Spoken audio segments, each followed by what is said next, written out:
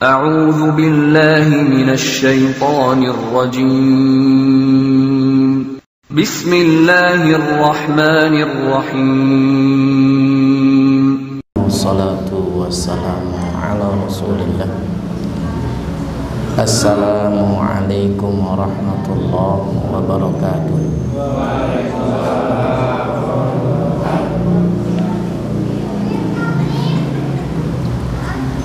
Alhamdulillahi rabbil alamin, wal aqibatu lil muttaqin, wala udwana illa 'alal zalimin. Wassalatu wassalamu ala asyrafil anbiya'i wal mursalin, nabiyyuna Muhammadin sallallahu alaihi wasallam wa ala alihi wa sahbihi ajma'in, wa ba'd. Rabbi shrah li sadri wa yassir li amri wahlul 'uqdatam min lisani yafqahu qawli.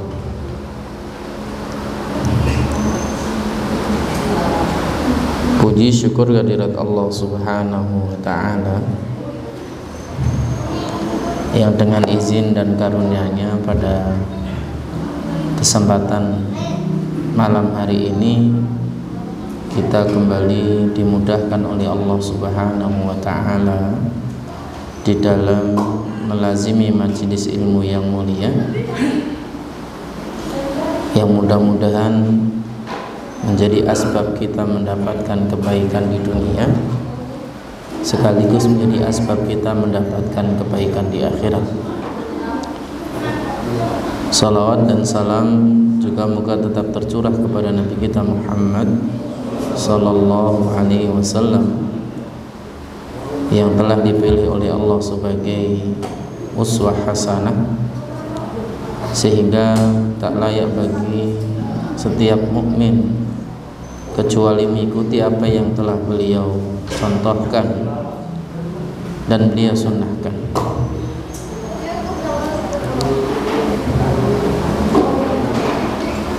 Jamaah yang dimuliakan oleh Allah Subhanahu wa ta'ala,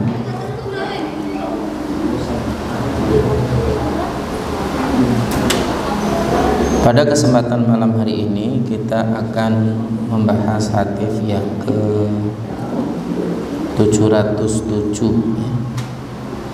terkait dengan doa yang diajarkan Nabi ketika kemudian kita khawatir atau takut dengan kezaliman penguasa.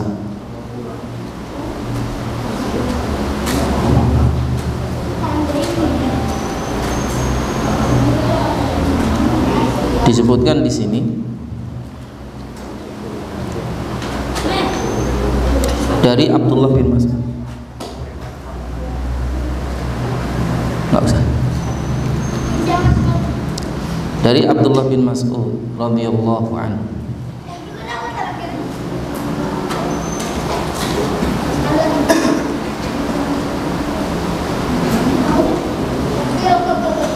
idza kana ala ahadikum imam yukhafu taghadrusahu aw dhulmahu falyaqul Allahumma rabbas samawati sab' wa rabbal 'arsyil 'azim kun li jaran min fulan ibn fulan wa ahzabihi min khalaiqika ay yafruta alayya ahadun minhum aw yadgha azza jaruka wa jalla thana'uka wa la ilaha illa anta.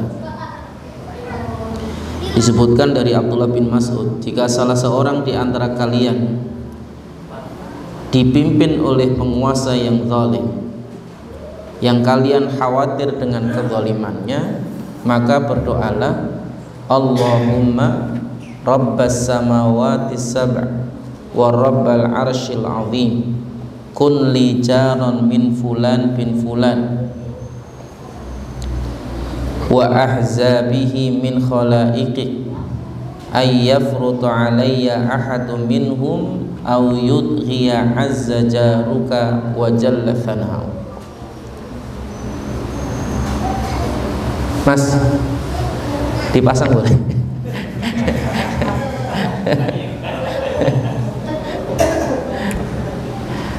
Biar kelihatan nanti doanya bisa ditulis kan. Ada yang lagi nyari-nyari juga, nyari doanya yang mana itu kan.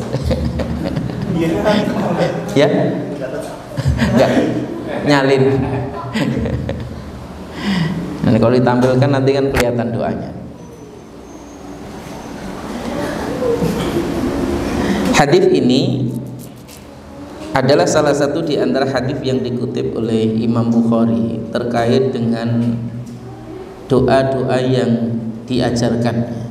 Bagaimana kemudian seorang mukmin itu melazimi doa yang diajarkan oleh Nabi SAW, sehingga kemudian dia bisa mendapatkan apa yang kemudian dari tujuan doa yang kemudian dia ucapkan atau dia panjatkan kepada Allah Subhanahu wa ta'ala.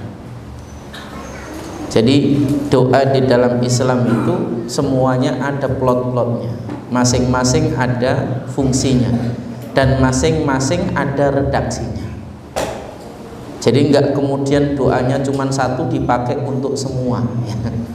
Ini bukan doa multifungsi. Ini bagian dari yang juga penting, meskipun memang ada doa-doa tertentu yang memang dipakai di banyak kesempatan, seperti doa mengucapkan bismillah di setiap mengawali aktivitas. Ya itu memang doanya cuma bismillah itu aja. Dan ini bagian dari yang juga penting untuk diperhatikan. Sekaligus juga mengajarkan kepada kita bagaimana kemudian kita itu melazimi sunnah dengan mempelajari dan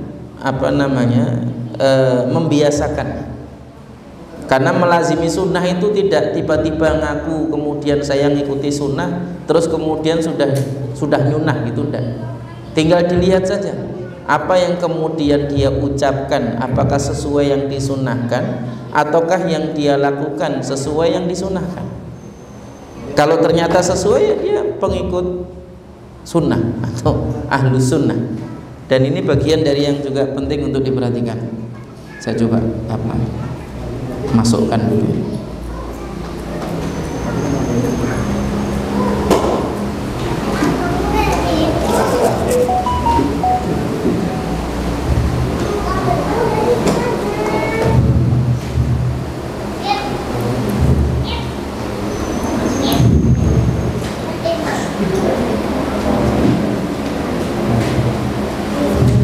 Kok belum kedetek?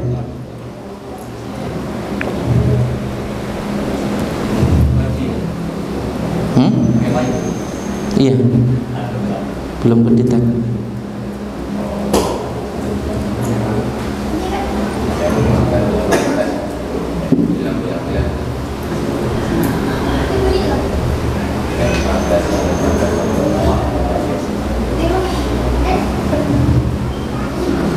Nggak kedetek.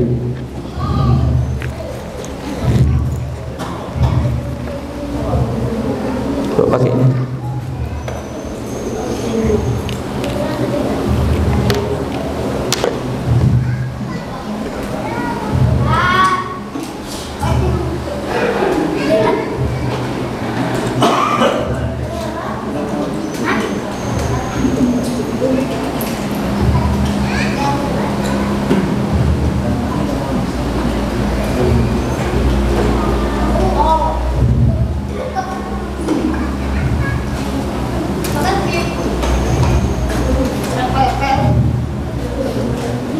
Klik ada sip.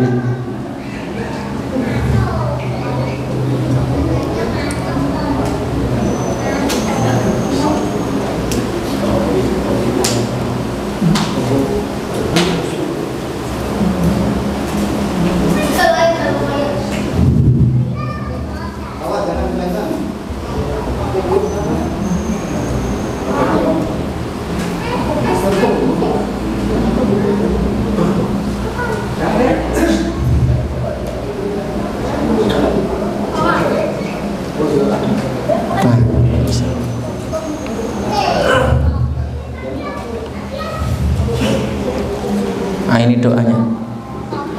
Kelihatan nggak?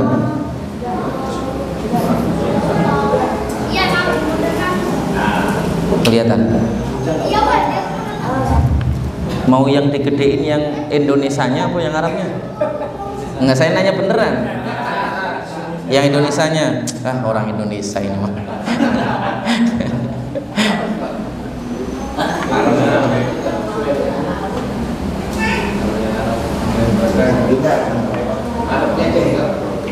Iya Arabnya, lah itu Arabnya.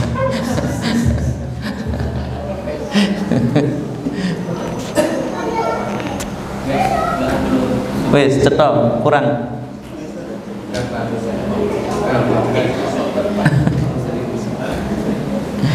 Ya, ini diantara doa yang diajarkan oleh Nabi sebagaimana diriwayatkan dari Abdullah bin Mas'ud radhiyallahu anhu.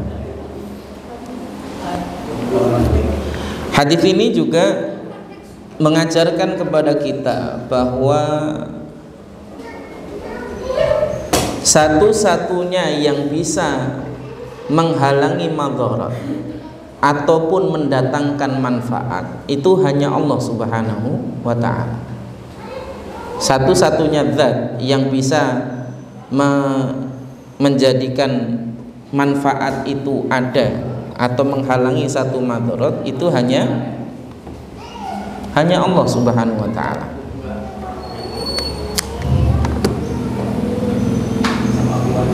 Tidak ada seorang pun yang mampu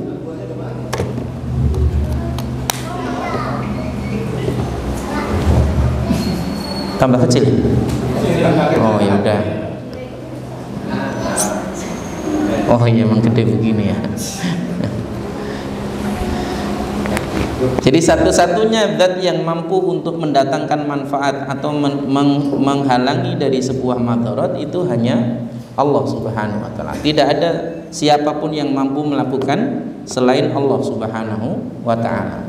Dan ini penting untuk kita jadikan sebagai pelajaran, sehingga setiap apa yang kemudian kita alami di dalam kehidupan, tempat kita bergantung itu hanya Allah Subhanahu wa ta'ala.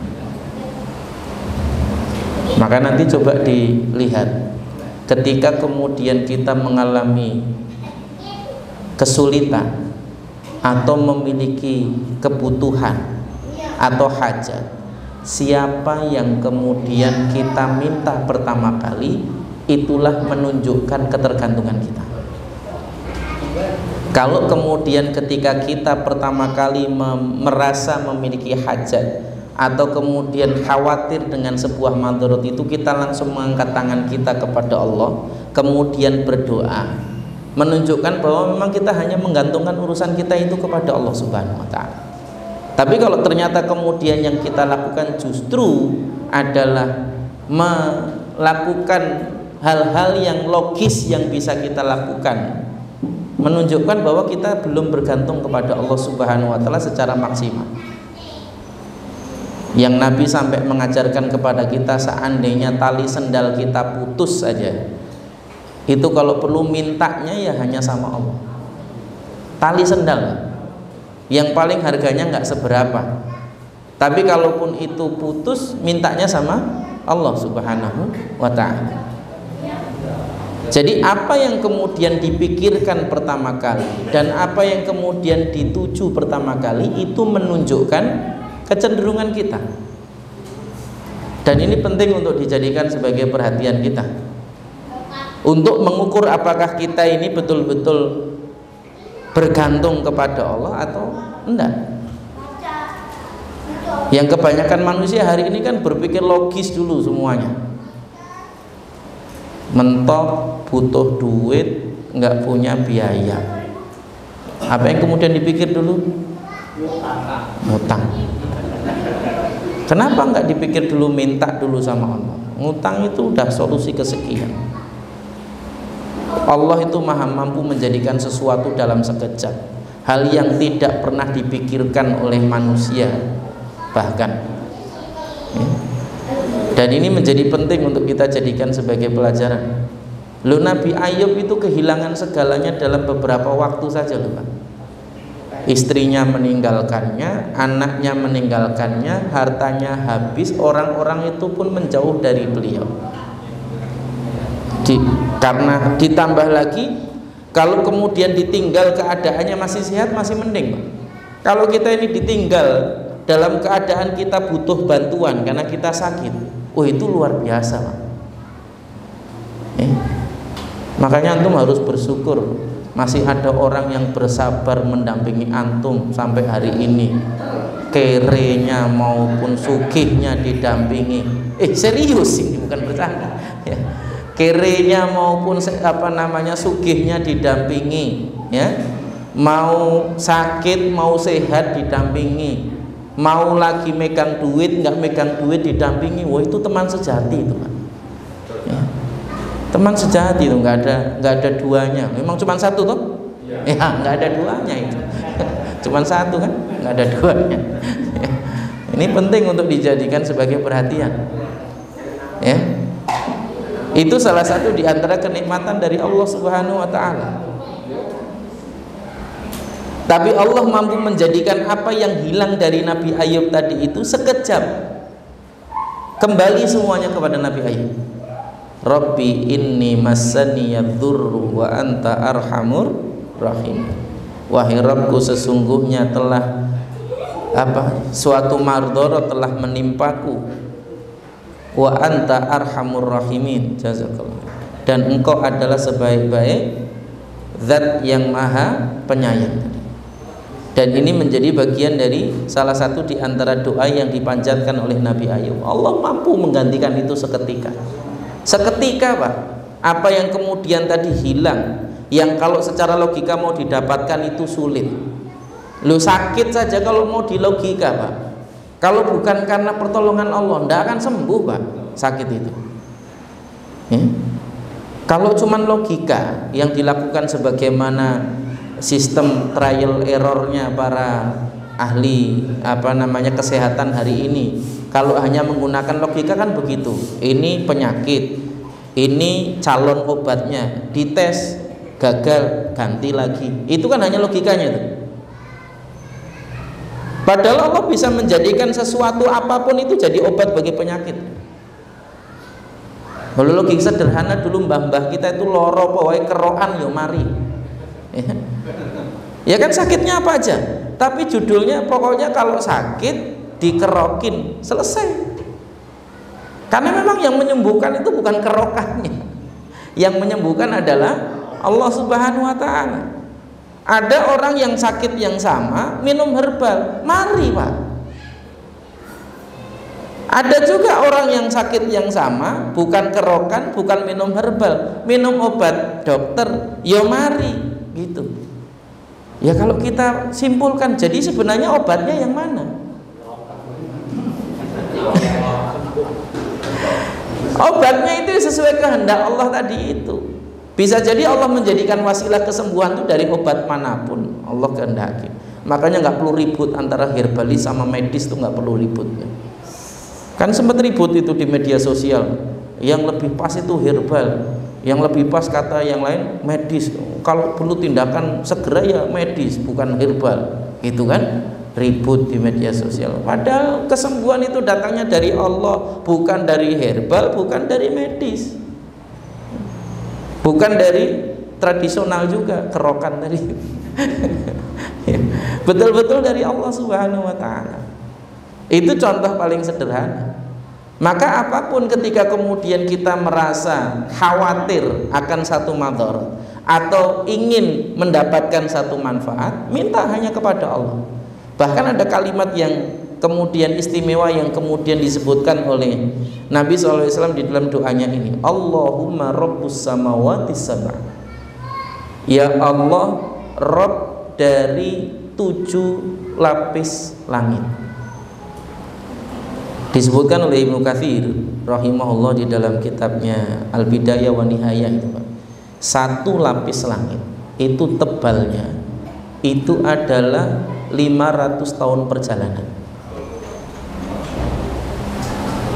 Jenengan bisa ukur sekarang 20 jam perjalanan itu pirang kilo. Iya tergantung. Rata-rata sekarang kalau misalnya kita ngukur pakai kendaraan aja 20 jam itu wis tekan Surabaya, Pak. Sini Surabaya udah berapa kilo itu? Sampai 700-an kilo kurang lebih. Tambah sidik. Lampung Bako ke sini kan sekitar 100-an kilo. Ditambah tol antara Merak ke titik nol Jakarta itu juga 100-an kilo. Ditambah lagi sampai Surabaya itu sekitar 700-an kilo. Pokoknya mentok tol Surabaya itu sekitar 700-an kilo. Sampai Solo kan 500-an ya. Nanti sampai Surabaya sekitar 700-an. Ya, kurang lebih 900-an kilo. Itu 20 jam perjalanan, Pak. 20 jam perjalanan yang dibutuhkan. Udah sejauh itu. Bayangkan 500 tahun perjalanan itu. Waduh, kaya ngopo itu 500 tahun perjalanan. Usia kita aja nggak nyampe 100 tahun. Ini 500 tahun perjalanan. Makanya Allah nantang kita ya. Antang fudu min aqtaris samawati wal ardi fangfudu la tangfuduna illa bisultan. Kalau memang engkau mampu untuk menaiki langit itu ya, maka naikilah. Udah coba aja kata Allah Subhanahu wa taala. La tangfuduna illa bisultan. Sungguh engkau tidak akan bisa mencapai langit itu kecuali dengan sultan. Di dalam tafsirnya as-sultan itu bukan karena kemampuan, bukan karena kekuasaan, bukan karena kewenangan, tapi as-sultan itu dengan izin Allah, pemilik kekuasaan itu sendiri. Kalau enggak Allah izinkan enggak sampai, Pak. Nabi itu hanya dalam satu malam itu bisa ke Masjidil Aqsa sekaligus ke Sidratul Muntaha, balik lagi, Pak. Hanya dalam satu malam. Peristiwa Isra Mi'raj itu. Ya. Sidratul Muntaha itu jenengan tahu di mana? Di atas langit yang ketujuh itu Sidrat Al-Muntaha. Apa istilahnya? Kalau bahasa kita Sidrat Al-Muntaha itu ujung berung. Pokoknya yang paling ujung itu. Sudah nggak ada lagi, udah mentok lagi jalannya, udah nggak ada lagi. Itu paling ujung itu. Ya. Langit yang paling ujung itu Sidrat Al-Muntaha itu. Ya. Sidratul Muntaha itu di atas langit yang ketujuh. Itu Nabi kita Muhammad SAW hanya dalam satu malam. Bayangkan. Padahal perjalanan Madinah ke Masjidil Aqsa, bahkan bukan Madinah, Makkah saat itu kan Isra Mi'raj masih di Makkah Nabi. Peristiwa Isra Mi'raj ketika kemudian Nabi melakukan perjalanan dari Makkah menuju Masjidil Aqsa di Syam, Palestina itu kan perjalanan yang cukup jauh, yang saat itu nggak masuk akal dalam waktu satu malam ya, saat itu. Dan itu bagian dari yang juga penting untuk kita jadikan sebagai perhatian, bagaimana Allah menjadikan sesuatu yang tidak masuk akal itu terjadi. Kalau Allah sudah mengizinkan, nggak ada namanya nggak masuk akal itu, semuanya masuk akal. Dan ini bagian dari yang juga penting untuk dijadikan sebagai pelajaran bagi kita. Makanya disebutkan dengan kalimat Rabbus samawati sab', itu menunjukkan bahwa penguasa langit yang 7 lapis itu ya hanya Allah Subhanahu wa taala. Apalagi bumi yang kecil dan lebih kecil daripada langit. Allah mampu menciptakan langit yang tebalnya sedemikian rupa tadi itu tanpa tiang sama sekali, Pak. Kita bangun segini lebar aja udah butuh berapa tiang? Paling cuman berapa ini? 4 kali 9 atau 4 kali 10. Ya kan? Itu sudah berapa tiang kita butuh. Padahal atasnya bukan dak-dakan. Kalau atasnya dak-dakan tiap 3 meter ada tiangnya itu. Atau 3,5 meter paling panjang. Itu pun tiangnya butuh tiang yang besar, nggak bisa tiang yang kecil kalau mau didak gitu. Itu untuk dak yang paling tebalnya cuma 10 cm atau 20 cm, Pak. Ya. Untuk dak-dakan segitu saja kita butuh berapa banyak tiang. Bayangkan Allah Subhanahu wa taala mampu menciptakan langit yang setebal itu, bukan hanya 1, bahkan 7 lapis tanpa tiang sama sekali. Bi ghairi amadin tarawunaha, tanpa tiang yang kalian bisa lihat. Nggak ada tiangnya, Pak. Ini luar biasanya ciptaan Allah Subhanahu wa taala namanya langit itu. Yang jarak antara langit pertama dengan langit kedua itu juga 500 tahun perjalanan. Tebalnya masing-masing langit 500 tahun perjalanan tadi itu, bayangkan itu ada 7. Di atas langit ketujuh itu ada namanya Alma, semacam perairan yang sangat luas, yang jarak antara permukaan air sampai dasarnya itu juga 500 tahun perjalanan. Di atas Alma itulah baru kemudian ada 8 orang malaikat yang bertugas untuk memikul arsy. Wa yahmilu arsya rabbika fawqahum yawma idzin tsamaniyah. Yang memikul arsy Rabbmu pada hari itu adalah 8 orang malaikat. Yang satu malaikat itu jarak antara bawah telinga ini sampai pundaknya itu 700 tahun perjalanan. Besarnya malaikat pemikul arsy itu. Salah satu di antara malaikat yang memikul arsy itu namanya, siapa yang tahu? Saya nggak suruh nyebutin 8, satu aja. Buka Google, buka Mbah Google mesti ngerti. Siapa? Ada yang tahu? Saya ngerti tak kai hadiah wes. Endi mau hadiah? Serius tak kasih hadiah ini.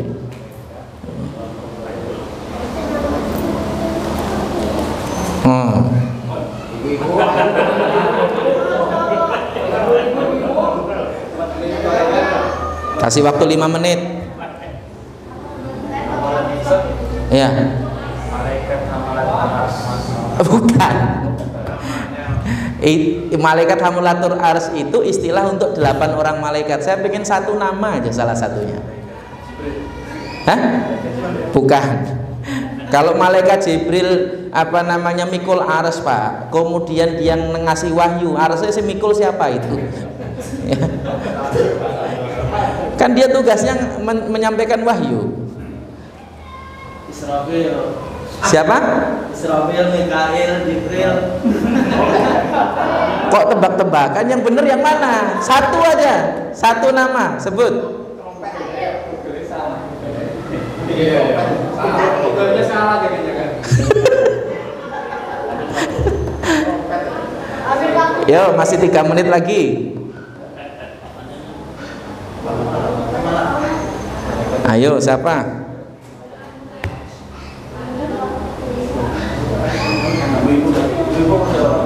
Siapa, Bu?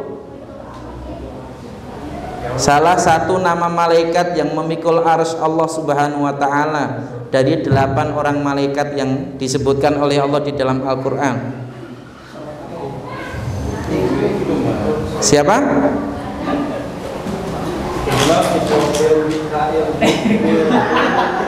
Sebut siji sopo. Siapa?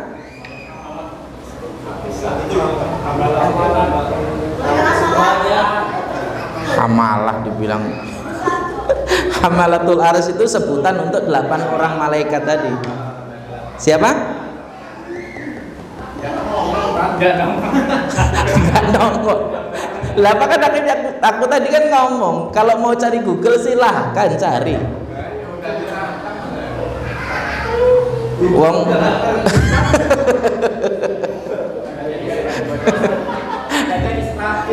Hah? Siapa?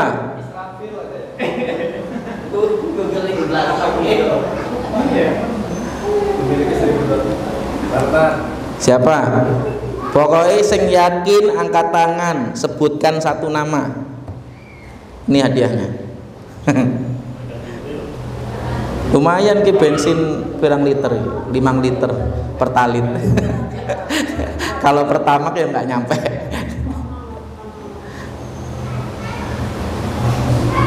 Satu setengah menit lagi. Iya betul.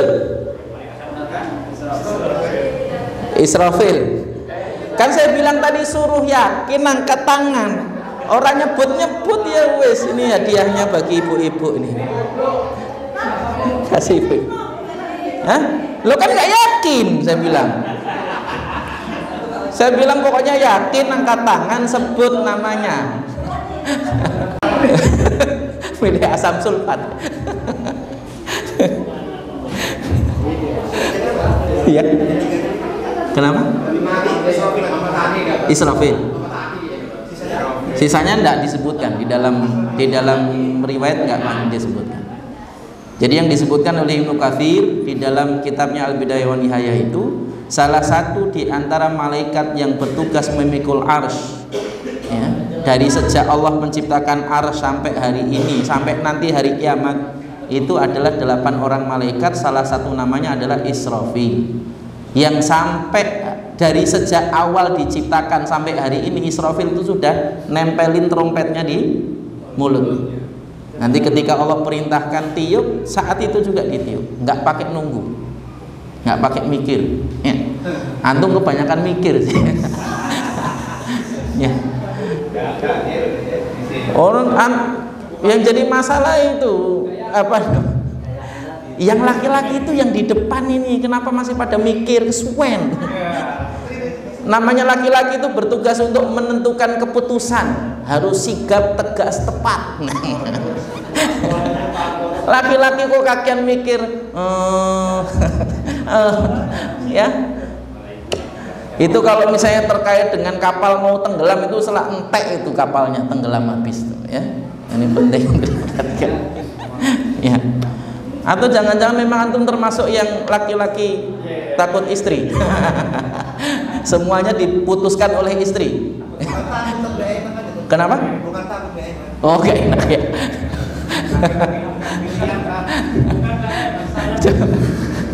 Bukan, coba antum buka story WA saya yang terbaru itu. Baca dulu ya. Baca dulu story WA saya yang terakhir tuh, yang paling baru. Banyak pertimbangan. Oh. Ya itu makanya tadi saya bilang kebanyakan mikir, nggak melaku-laku, ya. Soalnya laki-laki itu penting untuk mengambil keputusan, jalan, bergerak itu laki-laki. Yang tugasnya banyak ngerasa, banyak mikir itu biar perempuan di rumah. Ya. Laki-laki itu tugasnya memutuskan, bergerak. Itu laki-laki. Ar-rijalu qawwamuna 'alan nisa. Loh ini penting. Jangan sampai kemudian keputusannya diambil duluan oleh istri. Antum yang harusnya mengambil keputusan duluan. Pantesan nggak jalan-jalan dari dulu ya. Mikir aja, nggak jalan-jalan. Ya. Soalnya, loh, masalah apapun tuh selesainya dengan dikerjakan. Iya nggak? Kalau dipikir doang nggak selesai. Ya. Ya banyak mikir boleh, tapi ya tetap bergerak. Banyak mikir nggak gerak-gerak itu masalah, gitu maksudnya. Ya. Kemudian yang kedua disebutkan juga warabbul arsyil azim. Ini juga salah satu makhluk Allah yang istimewa.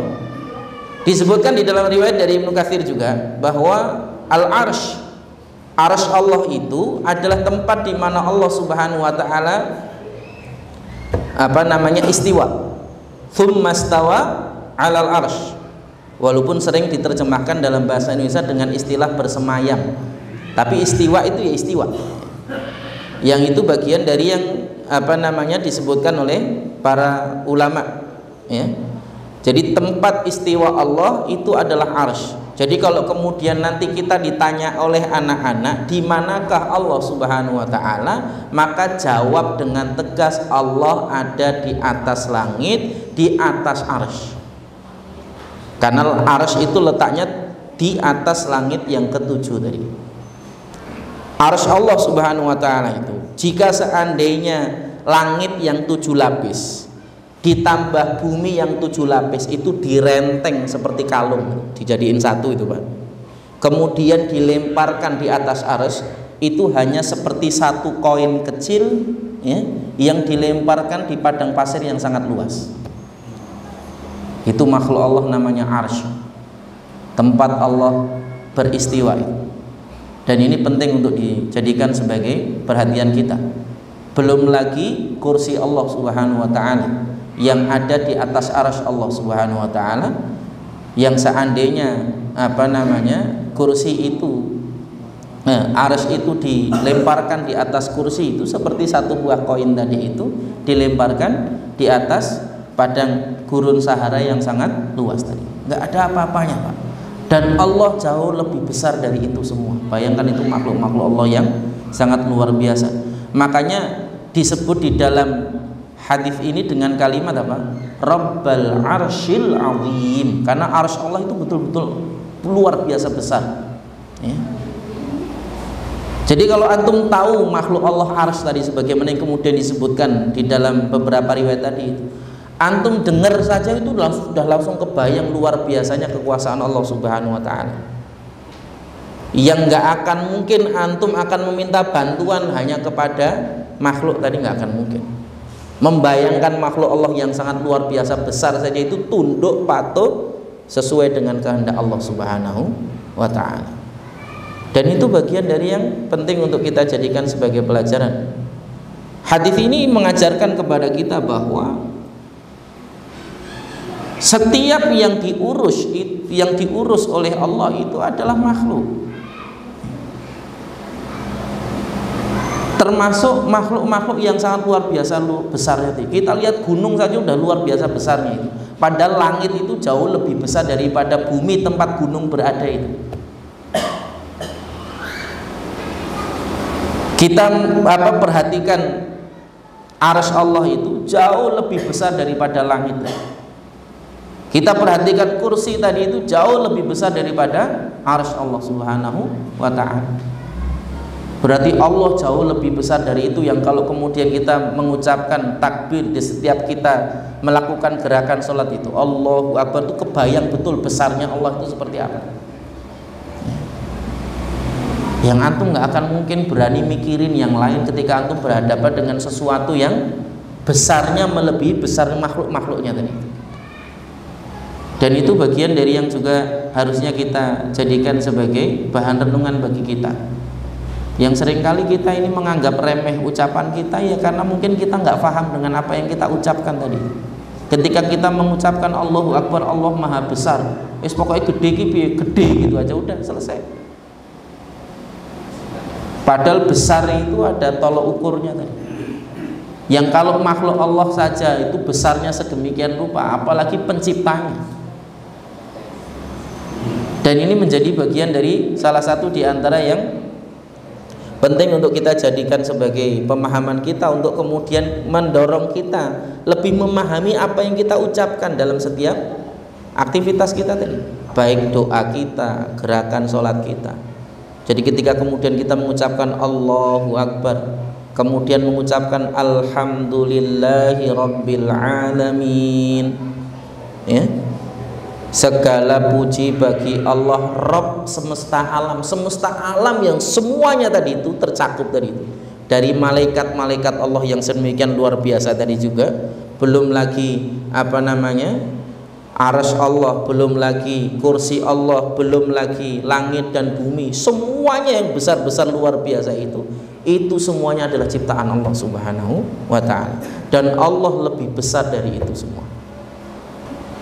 Jadi ketika kita mengucapkan Alhamdulillahirabbil alamin itu langsung dek gitu.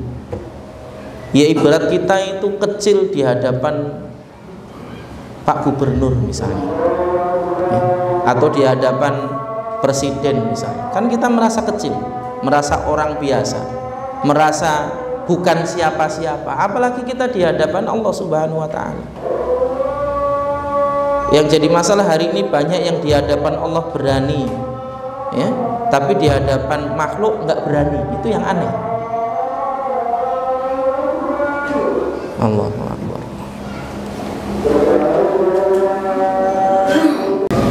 Jadi dengan mengetahui makhluk-makhluk Allah yang luar biasa besarnya tadi itu, bahkan disebut dalam kalimat doa kita, Allahumma rabbus samawati sab' wa rabbul arsyil azim, kun li jaron min fulan bin fulan, jadilah penolongku dari fulan bin fulan. Maka bagi kita ketika kita memahami makna Rabbus samawati sab'i wa Rabbul arsyil azim tadi itu, bagi kita makhluk Allah yang lain itu jauh lebih kecil dari itu. Apalagi pejabat fulan kecil, sehingga kita nggak akan pernah merasa takut kepada makhluk Allah yang lain tadi. Ya. Orang yang takut kepada Allah, maka dia akan menjadi ketakutannya kepada selain Allah itu jauh lebih kecil. Sebaliknya, orang yang ketakutannya kepada makhluk itu besar, maka ketakutannya kepada Allah itu akan kecil. Dan itu sebuah konsekuensi yang kemudian penting untuk kita jadikan sebagai perhatian. Kalau kita ingin jadi pemberani, itu bukan karena nggak punya rasa takut, justru karena rasa takutnya besar. Tapi besarnya takut kita itu hanya kepada Allah. Adapun kepada selain Allah, kita nggak akan pernah merasa takut, karena semuanya akan menjadi kecil bagi kita ketika sudah terbayang oleh kita tentang Allah Subhanahu wa taala dan makhluk-makhluknya tadi. Rabbus samawati sab'i wa Rabbul arsyil azim. Itu sudah jadi bagian yang lebih kecil bagi kita. Ya. Kun li jaron min fulan bin fulan, jadilah penolongku dari fulan bin fulan, wa ahzabihi, dan juga kelompok-kelompoknya dari makhluk-makhlukmu. Ayyafruta alayya ahad, untuk bersikap berlebih-lebihan kepadaku salah satu di antara mereka. Al-ifrat dari kata faroto itu artinya berbuat berlebih-lebihan dengan membunuh atau menghukum. Itu namanya ifrat. Ifrat terkait dengan kekuasaan itu adalah dengan membunuh atau menghukum yang bukan dengan jalan yang benar, hanya memanfaatkan kewenangan dan kekuasaannya. Au yatgha, atau bersikap melampaui batas, ya.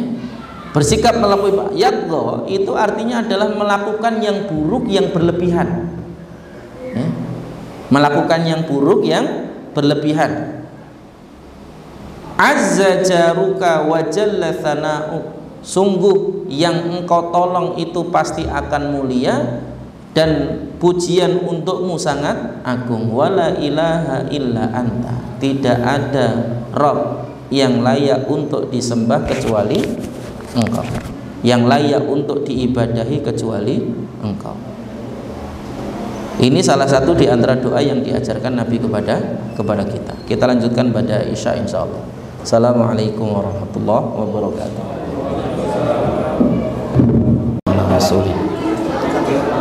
Assalamualaikum warahmatullahi wabarakatuh.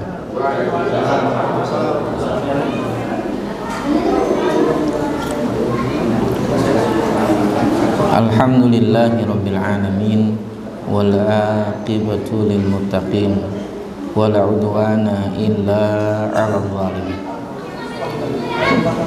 Wassalatu wassalamu ala asyrafil anbiya'i wal mursalin, Nabiyuna Muhammadin sallallahu alaihi wasallam wa ala alihi wa sahbihi ajma'in, wa ba'd.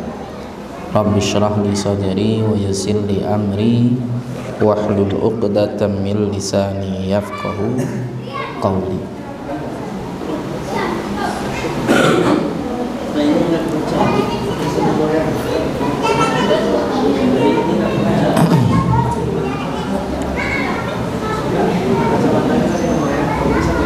Masih terkait dengan doa berlindung dari kezaliman penguasa itu.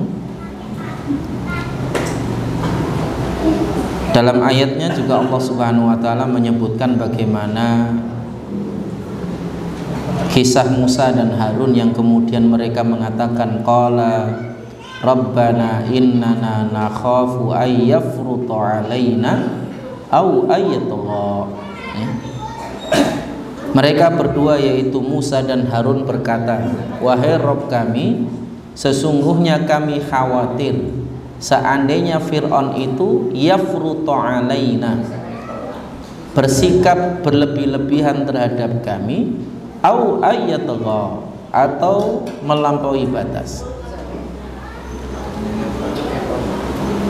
Al-Baghawi menyebutkan di dalam tafsirnya mengutip riwayat dari Abdullah bin Abbas radhiyallahu an, makna dari yafruta alaina ay ya'jalu alaina bil qatli wal uqubah, terburu-buru di dalam memberikan hukuman dan membunuh kami. Wa yuqalu farata alaihi fulan idza ajila bimakruhin, dikatakan seseorang itu berlebih-lebihan terhadap fulan itu ketika dia menyegerakan sesuatu yang tidak disukai. Yadgha ay yujawizul hadda fil isaati ilaina. Makna dari yadgha itu adalah melampaui batas, fil isaah, dalam bersikap buruk. Dan ini menjadi bagian dari salah satu di antara perilaku penguasa ketika kemudian dia itu zalim. Karena yang dijadikan ukuran bukan aturan tapi ego. Dan ini bagian dari yang penting untuk diperhatikan. Penguasa manapun ketika dia memiliki wewenang, ya, maka kalau kemudian dia tidak menggunakan aturan tapi menggunakan egonya, ya mesti dia salah satu dari tadi, ayyafruta alaina au ayatullah, entah dia bersikap menyakiti atau mendolimi dengan hal-hal yang melampaui batas tadi. Masih ingat kisah viralnya jalan Lampung yang jelek itu dulu kan? Apa yang terjadi? Keluarganya diteror, ya kan? Keluarga yang viralkan itu, sampai kemudian didatangi dan masih mending itu cuma dikata-katain aja ya, dengan ancaman dan semisalnya. Tapi kalau kemudian sampai bersikap lebih dari itu, nah itulah bagian dari menunjukkan bahwa potensi zalim itu salah satunya dilakukan oleh mereka yang memiliki kekuasaan atau jabatan. Makanya ketika seseorang itu diberikan amanah, diberi, bukan dia meminta, maka dia harusnya meminta tolong kepada Allah agar bisa kemudian menjalankan amanah itu dengan baik. Tapi kalau seseorang meminta, kata Nabi SAW, jangan diberi. Kata Nabi jangan diberi. Kalau dia meminta jangan diberi. Lah kalau sekarang kalau nggak minta nggak dikasih, ya nggak apa-apa. Karena memang hanya mereka yang kemudian Allah beri saja yang kemudian layak untuk mengampu jabatan itu. Kalau yang minta itu sebenarnya memang nggak layak. Apalagi memaksakan permintaan tadi dengan segala cara. Dan ini penting untuk kita jadikan sebagai perhatian kita. Dan hari ini yang demikian itu banyak terjadi. Ketika kemudian sesuatu itu diminta, pilih saya, coblos nomor A misalnya, nomor kok A, lagi huruf padahal. Ya. Nah ini bagian dari yang juga penting. Hah? Lah kok antum nyebut, aku inisial kok antum malah nyebut, gimana? Coblos nomor A gitu kan? Ya. Aku aja nyebut inisial kok antum malah nyebut nama, gimana sih?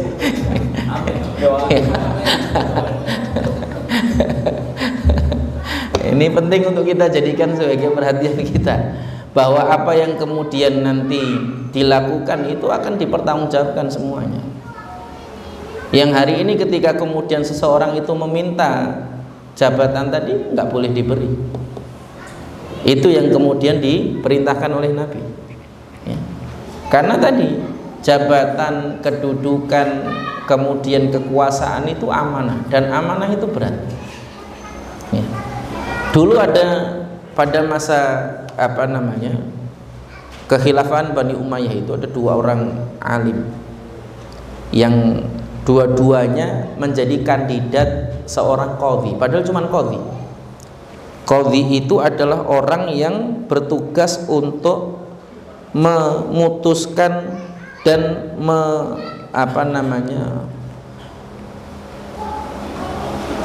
memiliki kewenangan untuk menjalankan proses peradilan. Ya kalau sekarang seperti hakim, jaksa dan lain sebagainya. Dulu itu ya qadhi itu saja. Ya. Ketika kemudian si A didatangi, dia mengatakan pilih saja si fulan. Ketika datang kepada si B, yang si B mengatakan pilih saja si fulan. Akhirnya kemudian dua-duanya diuji, ya, untuk melihat siapa di antara keduanya tadi itu yang lolos. Yang secara ujian itu sebenarnya dua-duanya lolos, karena kemampuan keilmuan dan lain sebagainya itu semuanya memenuhi. Nah, dulu itu dipilih berdasarkan kemampuan keilmuan, bukan berdasarkan kekerabatan. Beda dengan penguasa beda dengan penguasa Konoha ya, yang kemudian yang jadi bupati atau apa namanya wali kota anaknya, yang jadi ketua MK iparnya, ya kan, ya. Nah, itu bagian dari yang juga penting untuk jadi perhatian, bahwa ternyata apa namanya memilih seseorang untuk menjabat berdasarkan kompetensi itu sesuatu yang kemudian sesuai dengan jalur kebenaran itu ya di situ. Ya. Kalau memilih seseorang berdasarkan kekerabatan, itu sudah nggak asing lagi, dan itu menunjukkan ketidakadilan sebenarnya. Jadi kalau kemudian ada slogan yang mengatakan adil, jujur, dan terpercaya, maka pilihlah. Buktikan aja dulu. Kalau dia memilih sesuatu, memilih seseorang untuk memegang jabatan itu berdasarkan kompetensi, nah itu berarti memang adil. Tapi kalau dia memilih untuk menjabat itu berdasarkan relasi, nah itu masalah itu. Dan ini penting untuk diperhatikan. Dulu khalifah itu memilih qadhi, dia bahkan nggak punya kekerabatan dengan yang dipilih tadi itu. Tahu juga enggak, hanya berdasarkan kompetensi menurut apa namanya orang-orang yang mengetahui disiplin ilmu itu, itulah yang kemudian berkompeten gitu.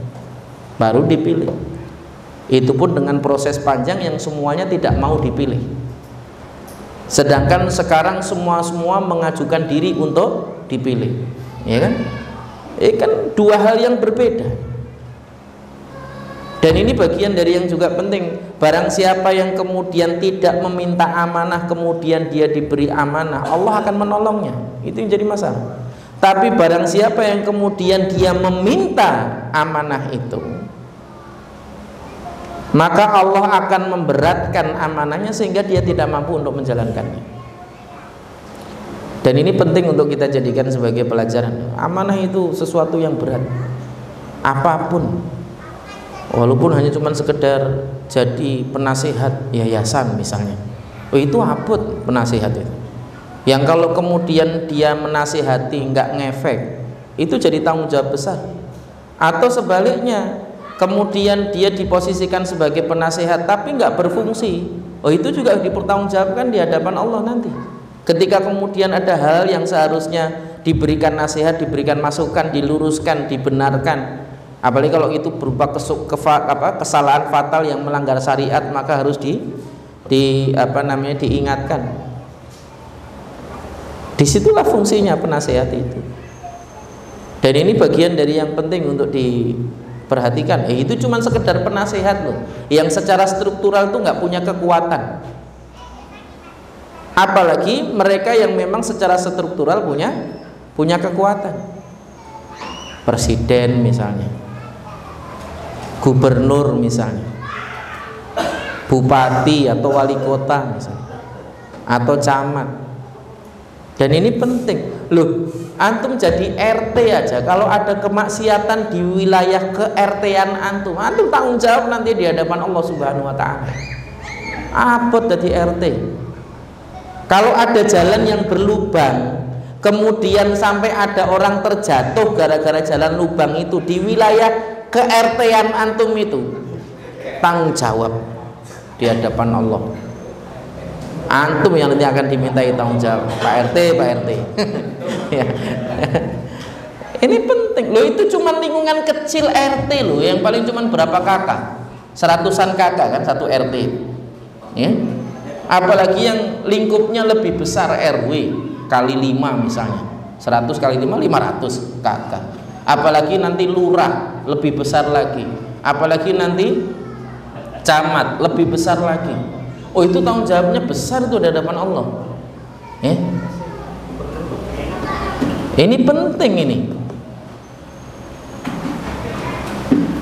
Yang dulu Sa'ad bin Amir saja ketika menjadi gubernur Khoms, itu salah satu sahabat Nabi yang dipilih oleh Umar untuk menjadi gubernur Khoms saat itu. Dia berangkat dari Madinah menuju Khoms. Khoms itu wilayahnya di wilayah Syam, ya. Wilayah Syam, daerah sekitar Syria dan sekitarnya itu. Itu saja berangkat, Pak, jalan kaki, nggak ada namanya kendaraan dinas, nggak ada. Gubernur itu kalau dulu ya sekarang semacam penguasa pulau lah. Pulau Jawa penguasanya satu wilayah kegubernuran. Ya kalau sekarang mungkin skalanya mungkin lebih kecil seperti penguasa Jawa Tengah misalnya, atau penguasa Sumatera Selatan misalnya, atau penguasa Lampung misalnya. Itu gubernur. Itu dulu nggak ada namanya kendaraan dinas, Pak, jalan kaki dari Madinah. Apalagi Sa'ad bin Amir itu dari sejak masih di Madinah itu sudah miskin. Ketika jadi gubernur, Pak, selama jabatannya beberapa waktu itu, ketika disidak oleh Umar ditanya siapa yang paling miskin di antara kalian, semuanya sepakat nunjuk gubernurnya yang paling miskin. Keren nggak? Ya. Hari ini RT aja bisa sugih, Pak, apalagi gubernur. Loh, serius, hari ini jadi RT aja bisa sugih, apalagi jadi gubernur. Makanya kemudian gak heran kok sampai rebutan jabatan itu, ya. Padahal itu nanti tanggung jawabnya berat di sisi Allah Subhanahu wa Ta'ala. Setiap ada orang yang kelaparan nanti akan ditanya. Setiap ada lubang di jalan yang itu memberikan madharat kepada orang-orang, itu akan ditanya. Setiap ada yang sakit kemudian tidak terpedulikan atau terabaikan, dia akan ditanya. Bayangkan, padahal setiap hari itu kalau sekupnya satu RT aja mesti salah satu ada yang sakit, apalagi sekupnya satu wilayah provinsi atau lebih besar dari itu, ditanya itu. Nah, ini bagian dari yang juga penting untuk diperhatikan, ya. Amanah itu berat. Loh, sampai baju yang kita punya saja ini itu amanah, Pak. Nanti kalau kemudian kita sia-siakan ditanya oleh Allah. Makanya dulu sahabat itu seperti Sa'ad bin Amir itu cuma punya satu baju, Pak, karena dia khawatir untuk ditanya. Lah, kita ini punya banyak baju aja, kadang-kadang ada acara apa bingung milih baju, alasannya nggak punya baju. Apalagi mak-mak itu kalau udah suruh acara itu bingung, nggak punya baju, padahal bajunya numpuk itu di lemari. Ini penting untuk kita jadikan sebagai perhatian kita. Padahal itu nanti masing-masing akan ditanya itu baju. Ini kadang-kadang seringkali ini untuk pelajaran bagi yang sering ya, tentang apa yang dimiliki.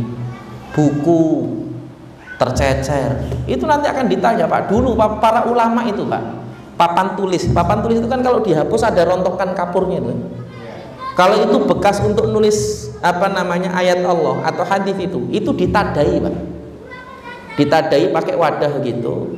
Nanti kalau udah mulai agak penuh gitu ditadai. Pokoknya setiap dihapus tuh ditadai. Nanti kalau kemudian sudah mulai penuh, digali lubang, kemudian dikubur. Itu bentuk memuliakan tulisan yang merupakan bagian dari ilmu itu sampai seperti itu dulu, Pak, para ulama. Loh, kita hari ini lihat anak-anak kita, coba buku disobek-sobek buat pesawat-pesawatan, ya kan? Buat lempar-lemparan, ya kan? Kemudian buku pelajaran berserak. Itu amanah itu, Pak. Dan itu bagian dari yang juga penting untuk diperhatikan. Pulpen gawene ilang, tuku sepak yo seminggu yo entek gitu. Padahal bukan karena habis. Dulu itu para ulama namanya tinta cecer itu dihati-hati betul, Pak. Karena mahalnya ilmu dan betul-betul dihargainya ilmu itu luar biasa. Tinta itu berharga. Ya.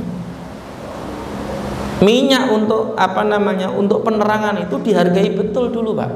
Loh, sekarang ini kita listrik aja begitu banyak disia-siakan. Ya. Ruangan nggak dipakai, lampunya montar-montar, tahu montar-montar, terang nggak dipakai. Ya. Ya. Nggak dipakai padahal ruangannya. Padahal itu amanah itu, Pak. Setiap digit KWH-nya itu amanah itu. Kalau kemudian kita sia-siakan, pertanggungjawabkan di hadapan Allah. Makanya Abdullah bin Mas'ud ketika kemudian menafsirkan ayat terkait dengan Quran surat At-Takatsur itu, "Tsumma latus'alunna yauma idzin 'anin na'im." Setiap butir kurma yang kamu makan, setiap tetes air yang kamu minum itu nanti akan ditanya oleh Allah Subhanahu wa taala. Bayangkan. Abot, Pak. Pokoknya kalau duwe iki yo di rumah. Jangan-jangan tidak sayangnya kita kepada yang kita punya itu karena kita kurang rumah, Pak. Kurang merawat. Makanya punya istri itu dirawat, men apik, Pak. Punya motor yo dirawat, yo men apik. Sama punya kendaraan, punya rumah, punya apa, itu kalau dirawat bagus. Tapi kalau nggak dirawat, ya nggak bagus, Pak. Khawatirnya istri kita itu nggak lagi terlihat cantik sejak menikah sama kita, bukan karena apa-apa. Karena nggak pernah dirawat tadi itu, ya. Lo artis itu kelihatan nayu ngopo, Pak? Dirawat saben dino, Pak. Ya. Setiap hari ke salon, ya kan? Ya, dirawat. Butuh perawatan itu. Makanya kunci disayang istri itu 3, Pak. Perhatikan ya, kunci disayang istri itu 3. Kunci disayang istri itu 3. Perhatikan ya. 1, ya, skincare. Ya. Yo hitung wae lah skincare sing paling murah ki regane piro wis to, ya. Pokoknya anggere dilus mesti ya apik gitu. Ibarat mobil itu kalau dilapisi lapisan coating itu kan yo apik, meling-meling mengkilap itu, Pak, ya. Dilap saben dino gitu kan. Yo apik, Pak. Ya. Itu 1 skincare. Yang kedua suami care. Nah, ini penting nih. Kunci disayang istri itu suami care. Jadi suami itu harus care gitu. Harus peduli. Ya, minta apa kasih, kurang apa tambahi, itu misalnya, ya. Itu. Yang terakhir yang paling penting ini. Apa itu? Rekening care. Ya. Kalau itu isi, Pak, aman dunia, Pak. Ya enggak, Bu? Cocok gitu. Ya. Kita masuk ke hadis yang berikutnya dari Abdullah bin Abbas radhiyallahu anhuma. Ia berkata, "Idza ataita sultanan muhiban takhafu ayyastuwa bika faqul Allahu akbar." Ya. Jika datang kepadamu seorang penguasa yang kau khawatirkan dia akan mendolimimu, maka bacalah doa Allahu akbar. Allahu a'azzu min khalqihi jami'a. Allah maha besar, Allah itu lebih mulia dan lebih tinggi dibandingkan seluruh makhluk-makhluknya. Allahu a'azzu mimma akhafu wa ahdhar. Allah lebih mulia dibandingkan yang aku takuti dan yang aku khawatirkan. Wa a'udzu billahi alladzi la ilaha illahu al-mumsikis samawati sab' ayyak anna 'alal ardi illa bi'idni. Ayyaqanna al-'alal ardi illa bi'idni. Yang aku berlindung kepada Allah yang tidak ada ilah yang layak untuk diibadahi selain Dia, yang memegang 7 lapis langit untuk jatuh ke atas bumi kecuali dengan izinnya, min syarri abdika fulan, dari keburukan hambamu si fulan, wa junudihi, dan juga pasukannya, wa atba'ihi dan juga pengikutnya, wa asya'ihi dan juga relasi-relasinya, minal jinni wal ins, dari golongan jin dan golongan manusia. Allahumma kun li jaron min syarihim, ya Allah jadilah penolongku dari keburukan-keburukan mereka. Jalla thana'uka, sungguh mulia pujian untuk dirimu, wa azza jaruka, dan sungguh tidak ada yang mampu menjadi penolongku selainmu, wa tabarakasmuka, dan maha mulia juga namamu, wala ilaha ghairuka, dan tidak ada ilah atau sesembahan yang layak untuk diibadahi selain dirimu. Kurang lebih secara makna sama dengan yang sebelumnya tadi ya. Intinya berlindung kepada Allah dari keburukan makhluknya. Kalau mau yang lebih ringkas, Allahumma inni a'udzubika min syarri ma khalaq. Ya Allah, aku berlindung kepadamu dari keburukan setiap apa yang Engkau ciptakan. Ya. Atau langsung kemudian mengucapkan Allahumma inni a'udzubika min syarri fulan bin fulan, atau min dzulmati fulan bin fulan, atau min apa tadi, disebutkan namanya secara khusus ya. Kalau antum takut sama apa namanya makhluk Allah tadi, ucapkan secara khusus tadi, ya Allah aku berlindung dari fulan ya, Pranowo misalnya, Fulan Pranowo misalnya gitu. Ya Allah aku berlindung dari misalnya itu inisial kan Fulan tadi. Termasuk takut sama istri. Kenapa? Ya termasuk takut sama istri, baca itu tak? Kalau sama istri bacaannya beda Pak. Bacaannya beda kalau takut sama istri. Antum takutnya medeni sekali berarti istrinya itu kalau sampai takutnya seperti itu. Takut sama istri itu doanya bukan itu Pak. Kalau doanya itu nanti dijauhkan. Ya. Kan pengennya kita ini jadi didekatkan dengan istri kan? Makanya doanya jangan itu, beda. Allahumma alif qalbaha misalnya gitu. Ya. Ya Allah, lembutkanlah hatinya. Wa alif lisanaha, dan lembutkanlah lisannya. Oh itu enak sekali itu Pak. Ini kalau kemudian nanti tak ajari mata lah itu. Ya, ini bagian dari yang juga penting untuk diperhatikan. Karena memang meminta perlindungan itu maksud utamanya adalah untuk menjauh dari apa yang dikhawatirkan tadi. Atau kalaupun dia dekat, kita dilindungi oleh Allah dari keburukan. Dan ini penting. Tapi sebenarnya intinya bukan hanya doa tadi Pak. Doanya itu iya. Tapi salah satu hal yang kemudian penting juga adalah bahwa para ulama dahulu mencontohkan kepada kita untuk tidak pernah takut pada penguasa. Antum tahu Hajjaj bin Yusuf?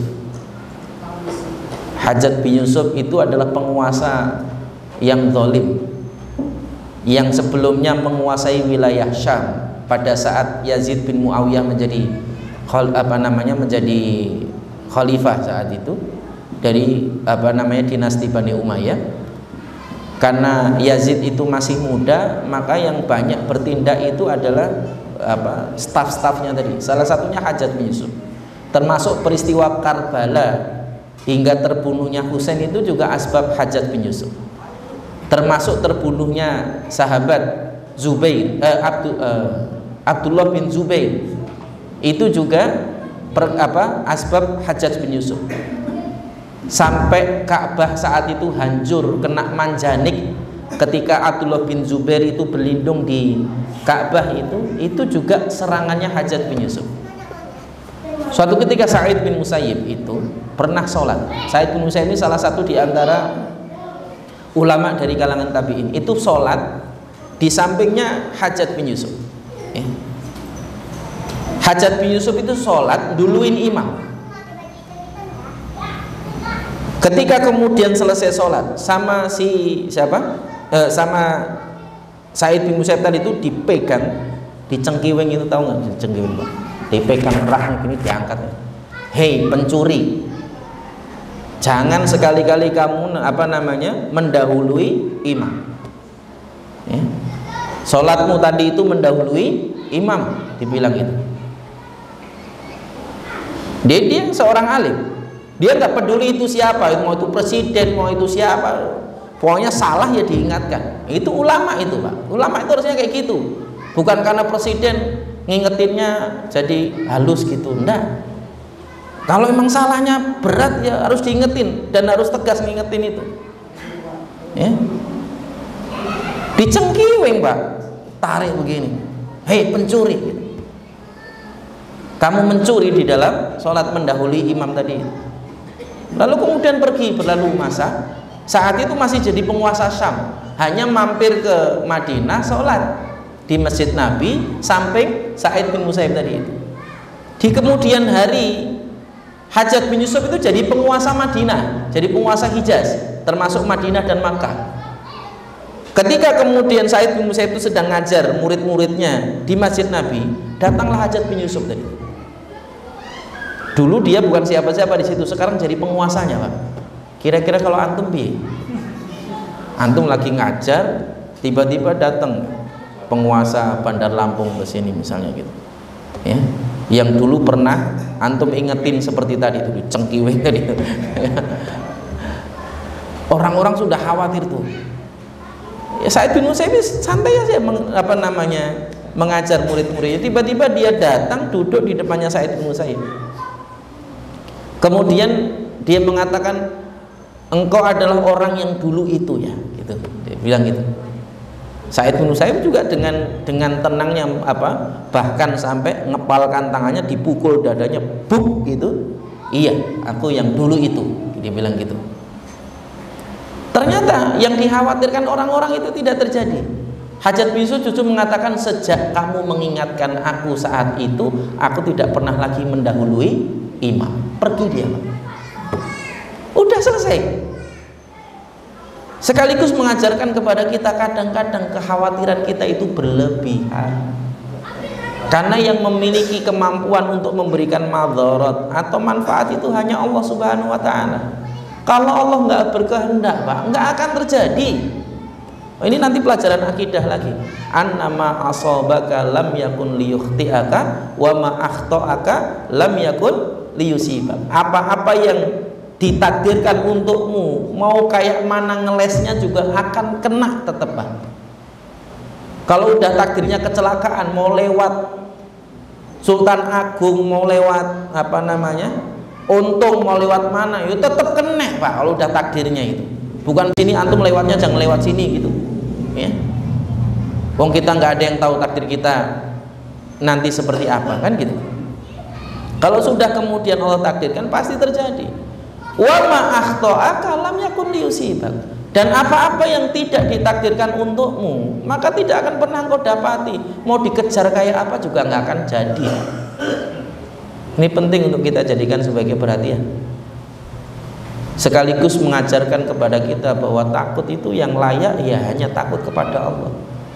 Dan ketakutan terbesar itu yang layak ya hanya takut kepada Allah Subhanahu wa ta'ala. Dan itulah dulu yang dilakukan oleh para salaf. Sehingga keberanian mereka di medan perang itu betul-betul menakuti musuh, karena mereka hanya takut kepada Allah. Sebagaimana pejuang Palestina yang tank Merkava pun tidak membuat mereka takut, malah jadi mainan, ya. Kayak orang nyumet mercon itu, ya. Tuk dideketin, masukin, tik, tinggal pergi jeder gitu, ya. Kayak orang mainan, ya. Kira-kira tank Merkava yang dekat, ya, bidik, der gitu, enak banget itu kayaknya. Ya. Padahal kita yang ngelihat aja dari jauh, nggak merasakan suasana perangnya saja gitu, yang dagdikduk gitu, ngelihat kayak gitu, ya. Dan itu memang tidak akan dimiliki kecuali oleh mereka yang hanya takut kepada Allah tadi. Lo mendekati tank itu kan bukan sesuatu yang mudah. Dekat loh, Pak, megang tank, taruh di situ, ya. Ibarat naruh bom tapi manual gitu kan. Kayak granat itu ditarik begitu, terus kemudian tinggal pergi.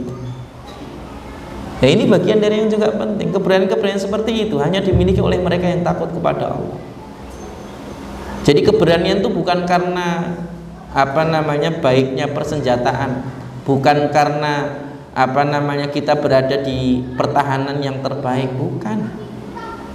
Loh, nyatanya Israel tuh masuk Gaza nggak berani jalan, nggak berani Pak.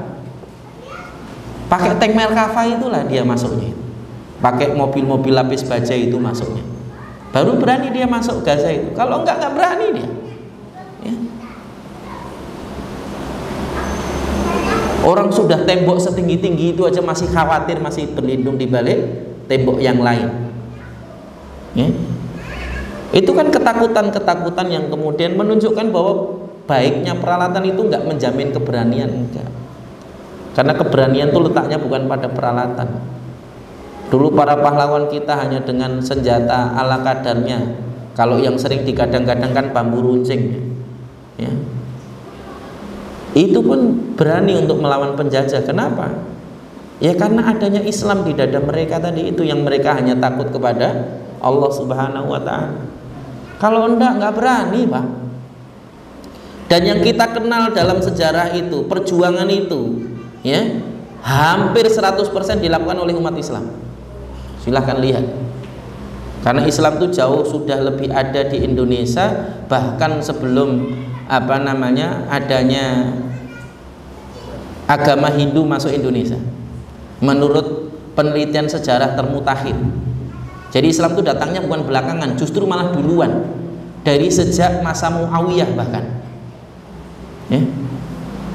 Bahkan dulu ada pemahaman monoisme, bukan animisme, bukan dinamisme yang ada di Indonesia ini sejak sebelum datangnya pemahaman Hindu dan Buddha itu. Ya, itu disampaikan oleh para profesor peneliti sejarah. Ya. Seakan-akan memberitahukan kepada kita bahwa seluruh penjuru dunia itu sudah dimasuki oleh nabi-nabi Allah.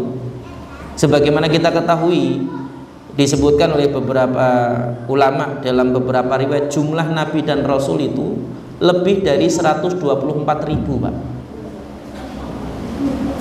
Dan itu sudah tersebar di seluruh penjuru bumi. Kalau masih mengikuti ajaran Nabi sebelumnya, dia pasti juga meyakini bahwa Rabb atau zat yang layak untuk diibadahi itu cuma satu. Dualisme bahkan lebih dari itu kan terjadi setelah tauhid tadi itu.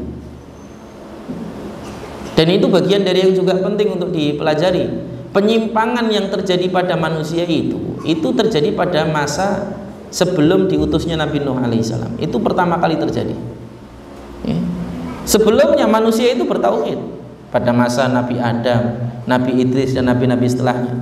Baru ketika kemudian pada masa Nabi Nuh pertama kali penyimpangan itu terjadi. Kemudian berikutnya dan seterusnya. Ya.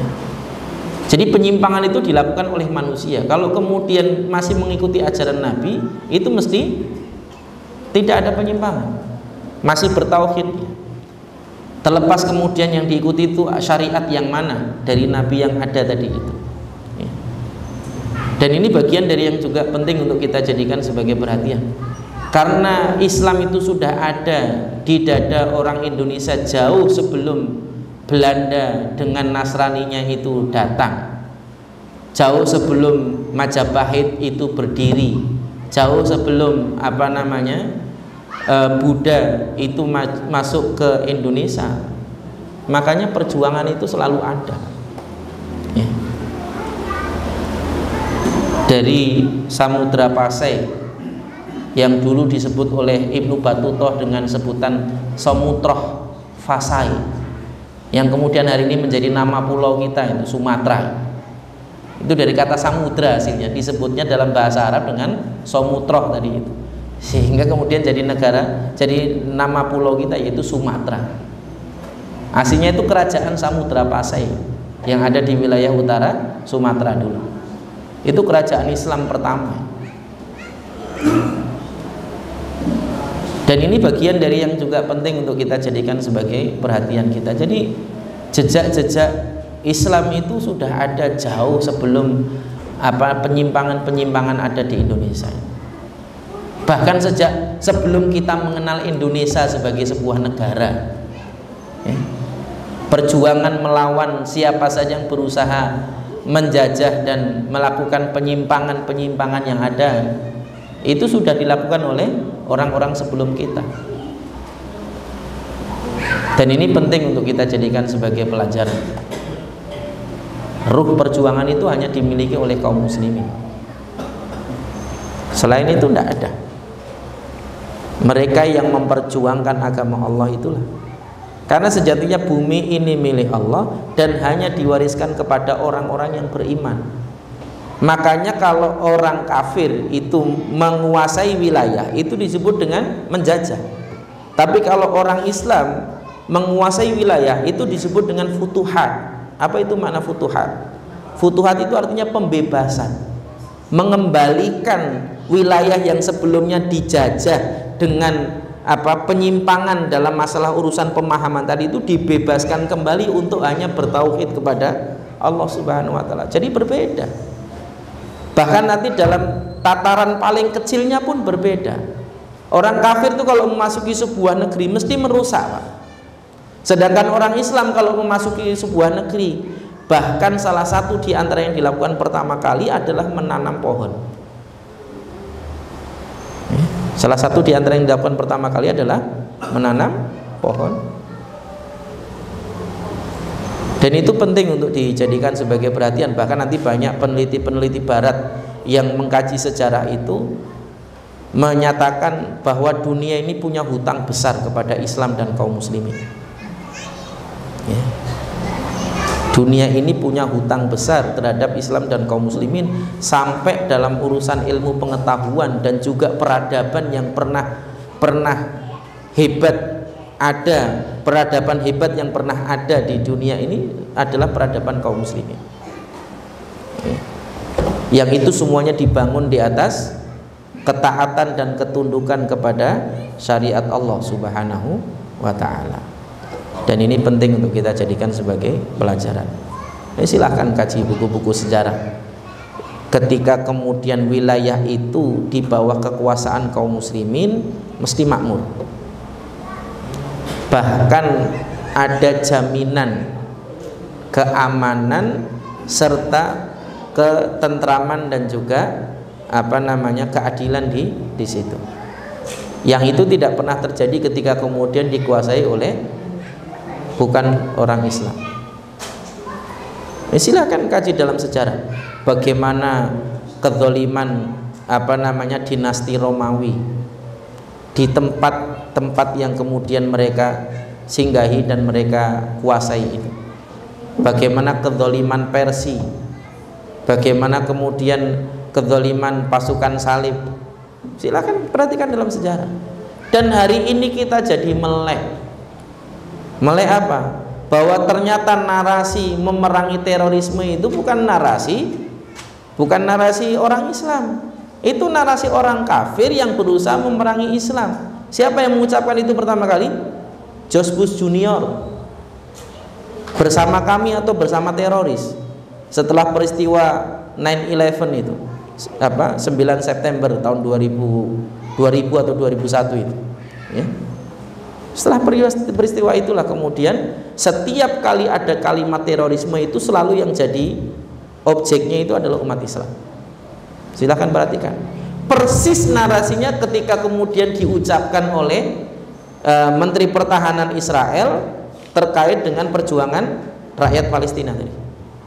Kami sedang memerangi teroris Hamas, kata dia. Jadi selama ini proyek memerangi terorisme yang ditujukan kepada umat Islam itu agendanya siapa? Itu jadi pertanyaan. Melek enggak itu kayak gitu itu? Nah, ini bagian dari yang juga penting.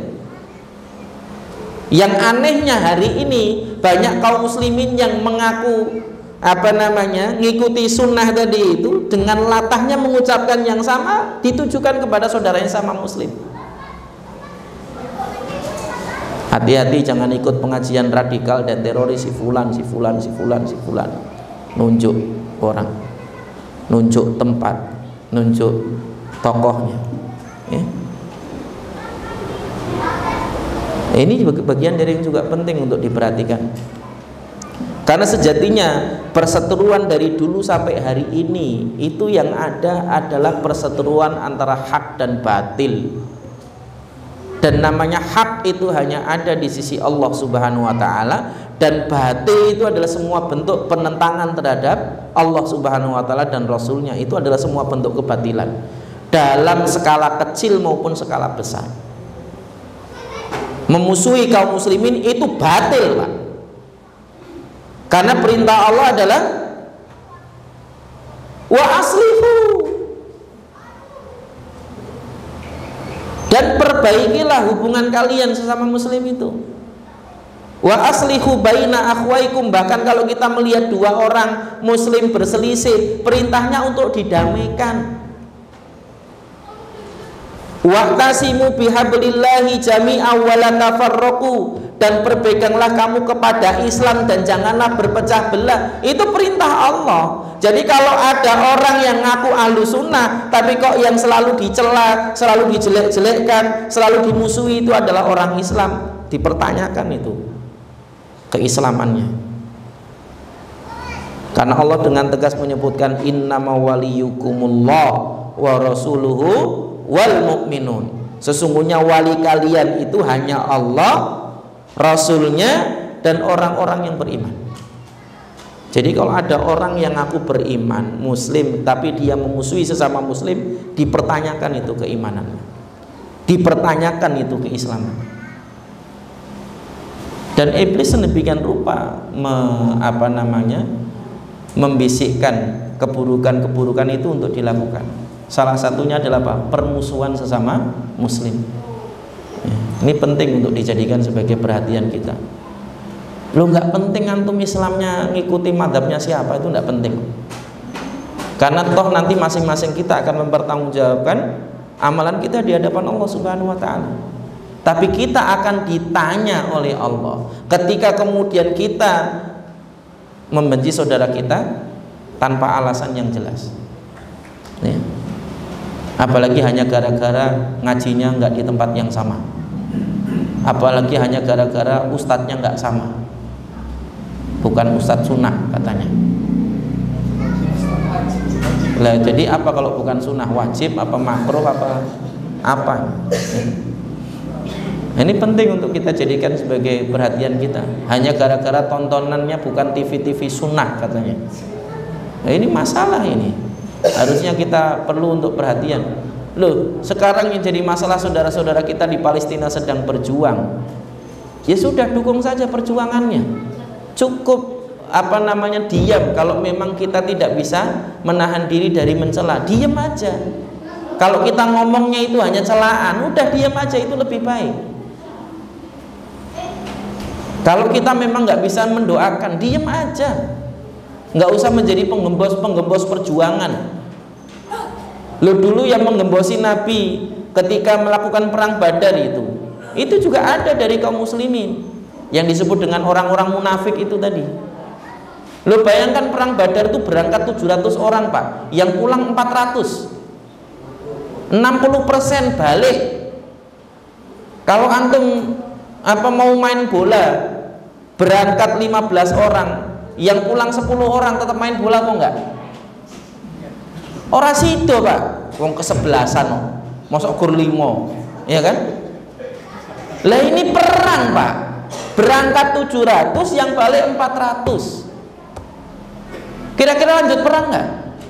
Ya kalau ngikuti logika udah pulang aja lah, cuma 300, musuhnya ada 1000, ya. Tapi ketika kemudian itu berdasarkan keimanan, Nabi dan para sahabat tetap berangkat, Pak. Bahkan dijanjikan illa ihdal husnayain, kecuali salah satu dari dua kemuliaan tadi.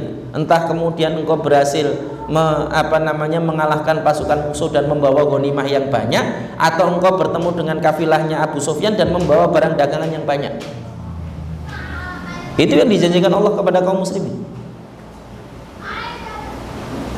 Dan ini penting untuk kita jadikan sebagai perhatian kita. bahwa ternyata memberikan pembelaan itu juga harus memilih dengan tepat. Bukan hanya masalah kompetensi, bukan. Kalau kita sebagai seorang muslim itu yang dipilih bukan hanya soal kompetensi. Kompetensi kalau dia bukan seorang muslim nggak layak untuk dipilih. Umar tuh pernah marah kepada Amr bin As, Pak, hanya gara-gara dia memilih petugas, istilahnya kalau sekarang bendahara, yang mencatat keuangan negara itu adalah dari golongan non muslim. Kenapa? Catatannya bagus. Ketika dilihat Umar, ini siapa yang mencatat? Si Fulan. Si Fulan ini siapa? Tanya Umar, dia adalah, saat itu saya lupa apa, Nasrani atau Yahudi gitu, tapi dia pintar di dalam menulis tadi. Kata Umar, apa tidak ada orang Islam yang bisa melakukan ini? Kata Umar. Loh, itu standar yang diajarkan Umar kepada kita. Jadi memilih itu bukan hanya standar kompetensi, tapi lihat muslim bukan itu yang punya kompetensi itu.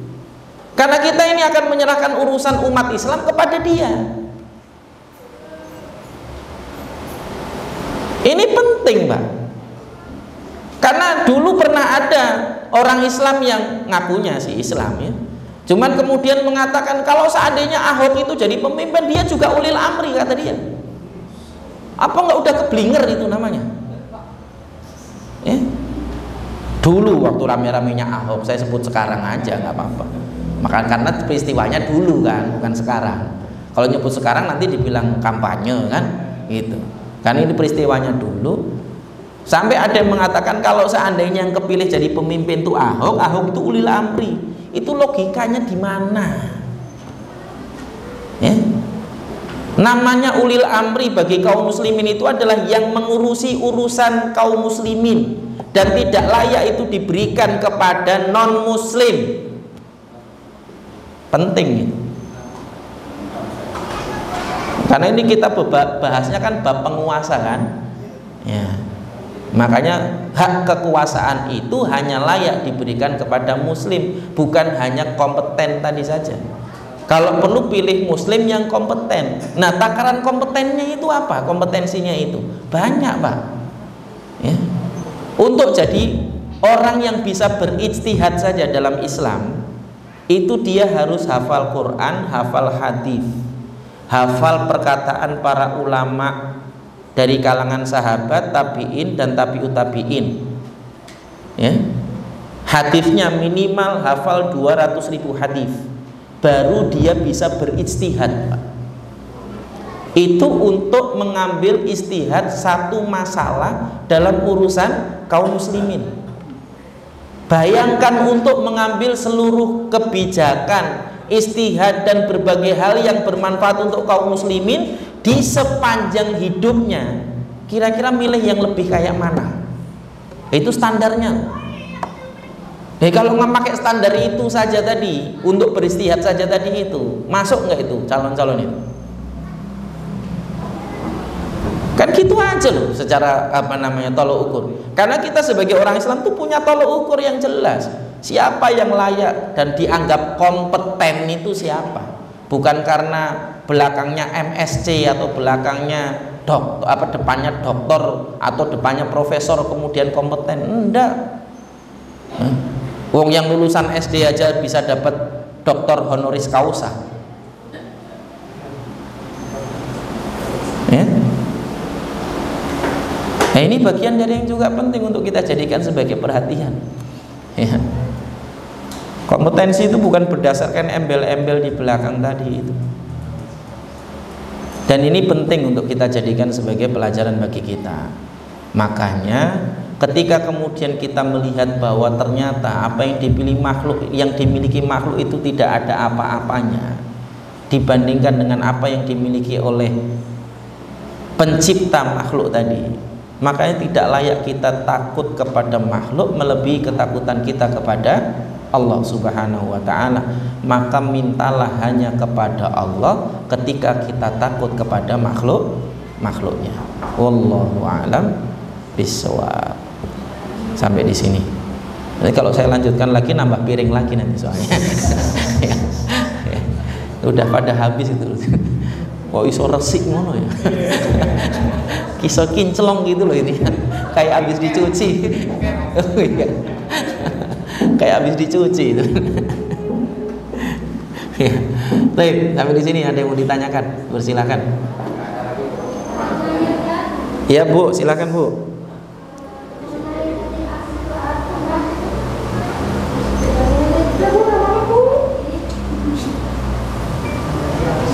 Mengenai apa?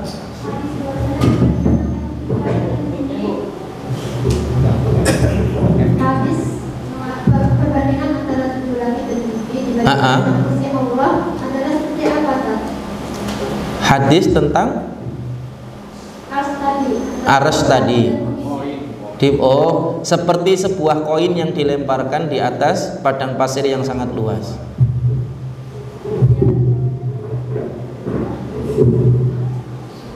Udah?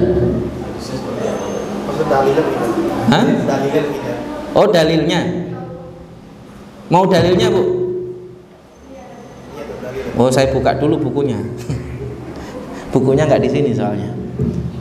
Saya janjikan pertemuannya akan datang. Nanti tolong diingatkan yang tentang itu. Iya tuh? Kenapa, Bu? Iya. Itu nanti redaksi Arabnya ada beberapa. Ya. Redaksinya nggak hanya satu, ada beberapa redaksi.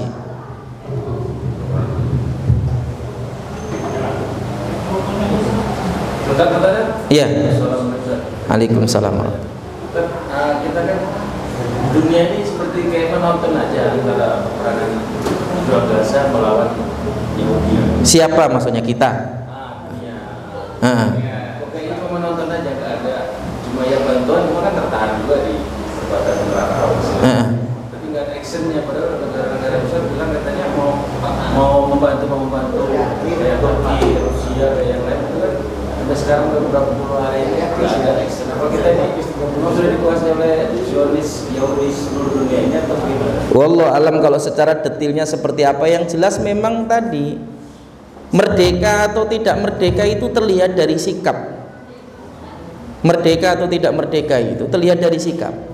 Kalau antum kemudian mengaku merdeka, tapi antum di dalam bergerak dan bersikap itu masih mikirin si A, mikirin si B, mikirin si C, antum sejatinya nggak merdeka. Kalau merdeka itu antum tidak ada yang antum khawatirkan kecuali Allah Subhanahu wa taala, itulah merdeka sejati. Yang hari ini ya kita jadi belajar banyak bahwa ternyata dulu kita menganggap bahwa Palestina itu yang terjajah dan negeri-negeri yang lain itu yang merdeka. Dan ternyata hari ini kita tahu bahwa banyak negeri yang terjajah dan hanya Palestina yang merdeka. Mampu melakukan perlawanan tanpa perlu mikir apa kata dunia gitu. Loh, sekarang kan banyak para pemimpin negara Islam tadi itu yang ngakunya mau nolong, tapi nggak ada aksi yang jelas. Dan nggak ada yang berani melakukan perlawanan konfrontasi langsung dengan Israel yang secara keabsahan kenegaraannya pun masih dipertanyakan. Kan gitu. Nah, ini bagian dari yang juga penting untuk kita jadikan sebagai perhatian. Masalah kemudian kenapa yang dikhawatirkan apa dan lain sebagainya itu teknis. Tapi yang jelas adalah bahwa kemerdekaan itu sebagaimana Rib'i bin Amir ketika diutus kepada Rustum, dia datang. Walaupun secara penampilan Rib'i bin Amir itu bahkan nggak ada istimewa-istimewanya. Kecil, rambutnya ikal, kulitnya hitam. Tapi itu tidak membuat dia minder di hadapan Rustum, penguasa Romawi saat itu untuk wilayah Syam. Ya, ini salah satu jenderalnya Bizantium untuk wilayah Syam saat itu. Ya. Dia datang dengan kudanya, masuk ke karpet merah itu dengan menaiki kuda. Dia turun dari kudanya, dia tancapkan tombaknya di hadapan Rustum tadi itu. Kemudian yang mengatakan saya di sini adalah utusan Rasulullah Sallallahu Alaihi Wasallam. Ya, itu merdeka itu.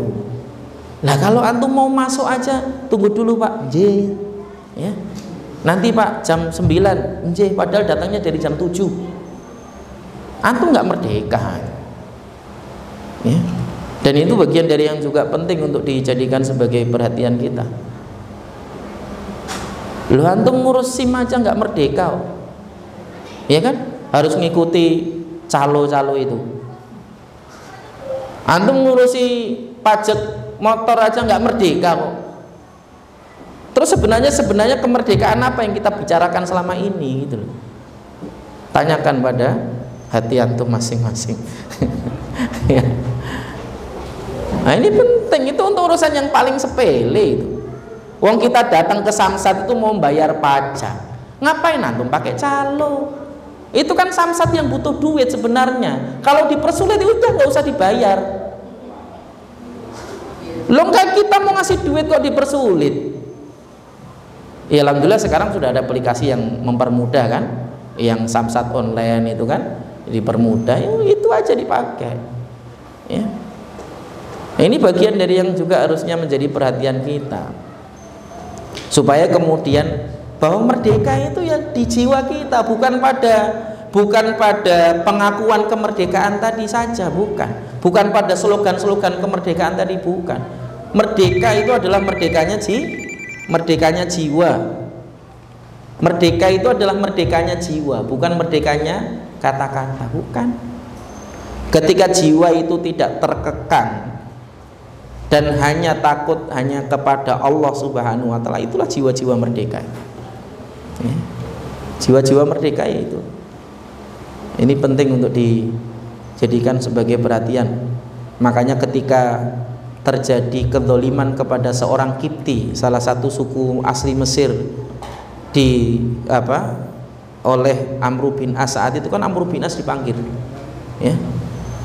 Afa ista'badtumun nasa ba'da an talida ummahatuhum ahrar. Apakah engkau memperbudak manusia setelah ibu-ibu mereka melahirkan mereka dalam keadaan merdeka? Itu peringatan dari Umar kepada Amr bin As, Pak, ketika menjadi gubernur Mesir saat itu. Dan itu penting.